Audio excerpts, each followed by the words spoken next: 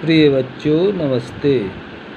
मैं रविंद्र दीक्षित आज class 10th में हिंदी विषय के अंतर्गत काव्य खंड में बिहारी जी के भक्ति संबंधित दोहों के बारे में बताऊंगा। अभी आपने कल कुछ दोहे पढ़े थे, उनकी व्याख्या बताई थी।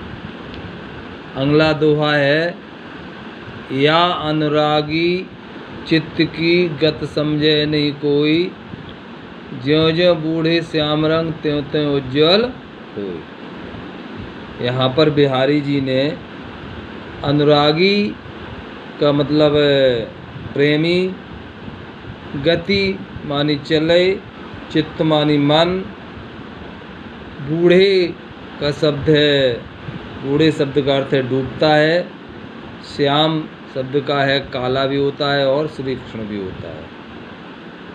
यहाँ पर बिहारी जी ने श्री कृष्ण के प्रेम से मन की मलानता और कलुषता, बुराइयाँ दूर हो जाती हैं और हृदय हमारा स्वच्छ हो जाता है, इस विषय में बताया है। इसकी व्याख्या है, या अनुरागी चित्त की, अनुराग से भरे हुए मन की गत समझे नहीं कोई, गति को समझना कठिन है, इसकी गति बड़ी विचित्र है। यह प्रेमी मन ज्यों ज्यों बूढ़े श्याम रंग, यह प्रेमी मन जितना ही काले रंग के श्री कृष्ण के में डूबता जाता है, त्यों त्यों जल उतना ही पवित्र और उज्ज्वल होता जाता है।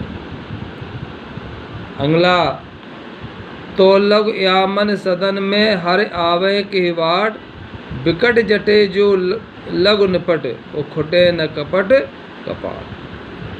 अगले वाले दोहा में बिहारी जी ने कपट त्यागने पर ही मन में ईश्वर आ सकता है, ऐसा बताया है। बिहारी जी कहते हैं, तो लग या मन सदन में, बिहारी जी कहते जब तक दृढ़ता से बंद हुए कपट रूपी किवाड़, मन में कपट रूपी किवाड़ सदा सदा के लिए नहीं खुल जाते हैं, कपट कपाट दरवाजे खुलते नहीं हैं,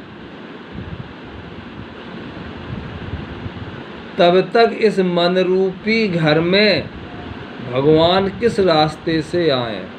अर्थात कहने का तात्पर्य यह है, जब तक किवाड़ नहीं खुलेंगे तब तक घर के अंदर कोई नहीं आ सकता है। अर्थात इसी प्रकार से हमारे मन रूपी जो चित्त है, जब तक इस इधर उधर की मन की घूमता फिरता रहता है, माया मोह में लगा रहता है, तब तक भगवान का हृदय में वास नहीं होता है।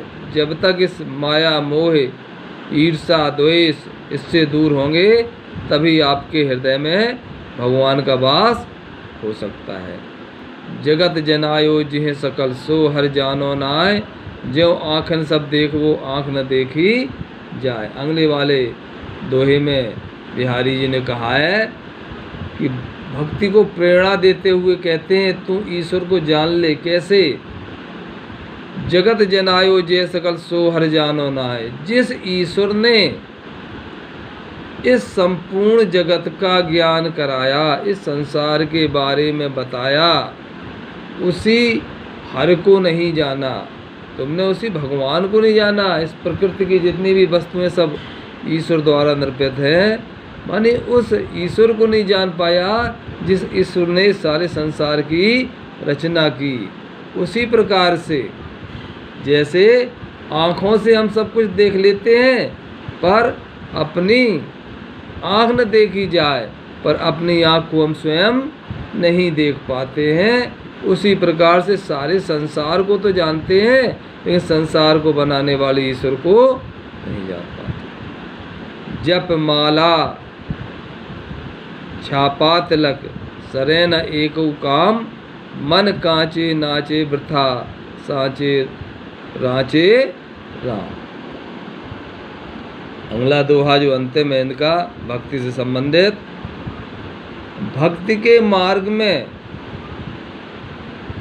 आडंबर का कोई स्थान नहीं होता है। मन का अनुराग ही पहली अनिवार्य आवश्यकता होती है। मन में अनुराग होना चाहिए। भक्ति के तो कहा इन्होंने जप माला छापा तिलक। भक्ति के मार्ग में बाह्य आडंबर, लोक में दिखावे वाले, संसार में दिखने वाले, जप करना, लोगों को दिखाने के लिए माला पहनना, प्रसिद्धि हेतु तिलक और छापे लगाना आदि एक भी काम से प्रभु प्राप्त नहीं होते हैं जब तक कि तुम्हारा मन कांचे नाचे वृथा है। जब तक तुम्हारा मन कच्चा रहेगा तब तक आप व्यर्थ ही नाचते रहेंगे। राम तो तभी प्रसन्न होंगे जब तुम सच्चे मन से उनकी शरण में जाओगे, सच्चे मन से उनकी भक्ति करोगे, तभी प्रभु आपको प्राप्त हो सकते हैं। अन्यथा ये बाहरी दिखावा, लोग आज ये सब से भगवान प्राप्त नहीं होते। सारा त्याग करके ईश्वर का सच्चे मन से भक्ति करने पर ईश्वर अवश्य प्राप्त होते हैं। इन सारे दोहों का सुंदर यहाँ सभी दोहों में भगवान की भक्ति की है। भाषा इसकी ब्रज है, रस शांत है, गुण प्रसाद, अलंकार अनुप्रास और छंद दोहा है। सभी बच्चे इस व्याख्या को समझ गए होंगे। होमवर्क में आप जो है अपने कॉपी पर रफ पर लिखेंगे इसको। कल मैं इसकी होमवर्क में व्याख्या डालूंगा जिसे आप लिखेंगे। धन्यवाद।